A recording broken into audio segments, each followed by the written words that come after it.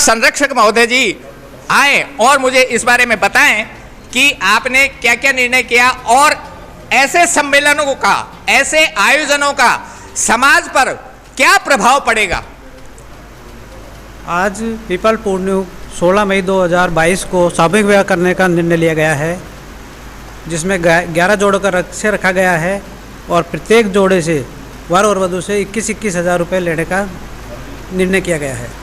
जी विष्णु जी, मैं आपसे ये जानना चाहूँगा कि 21-21 हज़ार रुपये, क्योंकि हमारा जो समाज है, चाहे वो कोई सा भी समाज हो, जांगीड़ समाज हो और कोई समाज हो, तो क्या 21-21 हज़ार रुपये जो आपकी कमेटी ने जो तय किया है, आपकी जो विकास समिति ने तय किया है, क्या समाज को दृष्टिगत रखते हुए क्या आपने ये निर्णय लिया गया?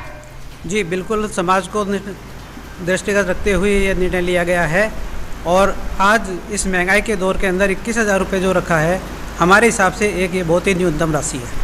अच्छा, मैं एक क्वेश्चन और मेरे दिमाग में जनरेट हो रहा है कि ऐसे जो आयोजन आप कर रहे हैं, इनसे समाज को क्या एक दिशा देने का प्रयास किया जा रहा है आपके द्वारा? इससे एक तो जो दहेज प्रथा है, इसके ऊपर अंकुश लगेगा, भाईचारा बढ़ता है ऐसे आयोजनों से, और जो समाज का जो पैसा इस सम्मेलन में बचता है, ये समाज के ही विकास के काम में आता है। जी एक दूसरा क्वेश्चन, क्या इस समाज में, मैंने आज तक देखा है कि समाज पे इस तरह के जो आयोजन करते हैं, चाहे वो कोई भी समाज हो, उन पर कहीं न कहीं प्रश्न चिन्ह और लगता है कि विवाह सम्मेलन के नाम से जैसे हम चंदा आप एकत्रित करने जाएंगे तो वहाँ बहुत सारी अनर्गल बातें होती हैं, तो उन चीज़ों से आप कैसे बच पाएंगे? हम एक रुपए का समाज के सामने हिसाब रखेंगे, बाकायदा पूरी पारदर्शिता रखी जाएगी। इसके लिए निर्णायक कमेटी बनाई गई है 11 आदमियों की, उनके सबके बीच में और पूरे समाज के पटल पे उस हिसाब को रखा जाएगा, बिल वाउचर सहित रखा जाएगा और किसी को भी कोई ऑब्जेक्शन हो उसका जवाब पूरी कार्यकारिणी देगी। तो जो आपने ये बात कही कि इनका जो हिसाब किताब रखा जाएगा और पूरे समाज के सामने, तो क्या आपकी कार्यकारिणी के सदस्य ऑब्जेक्शन कर पाएंगे उस हिसाब किताब पे, या समाज का कोई भी बंधु उस हिसाब पे ऑब्जेक्शन कर सकता है? बिल्कुल, समाज का कोई भी बंधु इस पे कर सकता है, हिसाब हमसे मांग सकता है। जी धन्यवाद विष्णु जी, बहुत बहुत धन्यवाद। अब मैं चाहूँगा कैलाश रहते हैं जी। कैलाश जी, सबसे पहले तो मैं मेरे चैनल पे आपका स्वागत करता हूँ। धन्यवाद आप जी। अब आप मुझे ये बताएं कि आपने जो ये सम्मेलन करने की जो सोची, आपके दिमाग में ये थीम कहाँ से आई? थीम तो समाज के द्वारा ही तो आई ना जी। क्या सोचा है, ऐसा क्या लगा आपको? गरीब अमीर सब, देखिए मेरा प्रश्न सुन लें आप, कि आपने ऐसा क्या सोचा कि हमें ये सम्मेलन करना ही चाहिए और सम्मेलन करने से समाज को ये फायदे होंगे और नहीं करते हैं तो समाज को ये नुकसान होंगे।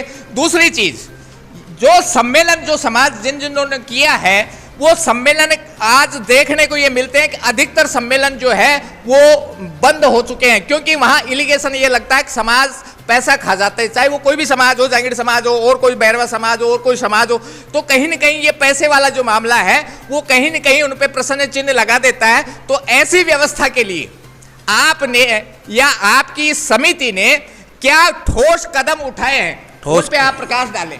ठोस कदम इसलिए उठाएंगे, सारा हिसाब रोजमर्रा दें जी। हाँ जी। और गरीबों का भी इसमें हो और समाज का भी पैसा बचे जी। ये है इसमें। मैं जी, अभी एक व्यक्ति की आपत्ति थी, मैं समाज के बंधु हैं, उनको, उनका नाम तो मैं नहीं जानता, पर वो ये कह रहे थे कि समाज जो आपने जो हिसाब किताब बनाया, जो ये समिति बनी है, उसका हिसाब किताब प्रतिदिन एवरीडे हो, तो उसके लिए कहाँ तक आप उनको संतुष्ट कर पाएंगे?